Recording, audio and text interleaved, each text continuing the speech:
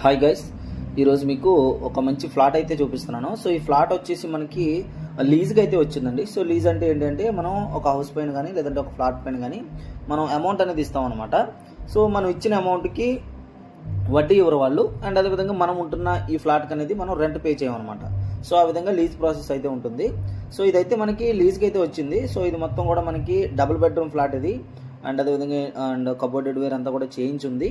And ఇది వచ్చేసి ఎక్కడ ఉందంటే మనకి మన సిరిపురం దగ్గర అయితే లొకేట్ అయింది. సో ఇది వచ్చేసి మనకి 10 lakhs అయితే వీళ్ళు ఆఫర్ చేస్తున్నారు. సో 10 lakhs ఇస్తే సో ఈ ఫ్లాట్ అనేది మేము లీజ్కి అయితే ఇస్తామని చెప్పేసి అంటున్నారు. సో ఇది వచ్చేసి మనకి ఏంటంటే మీరు ఇచ్చిన 10 lakhsకి ప్రాపర్ అగ్రిమెంట్ అనేది రాసి ఉంటుంది అనమాట. అండ్ మనకేంటంటే లీజ్ అగ్రిమెంట్ అయితే రాసి ఉంటుంది. సో మీరు ఎన్ని సంవత్సరాలకు కావాలనుకుంటే మీ ఇష్టమే. సో ఆ విధంగా మనం లీజ్ అగ్రిమెంట్ అయితే రాస్తాము. సో ఇది వచ్చేసి మనకి 2nd floor లో ఉంది, లిఫ్ట్ అవైలబుల్ ఉంది, కార్ పార్కింగ్ అవైలబుల్ ఉంది.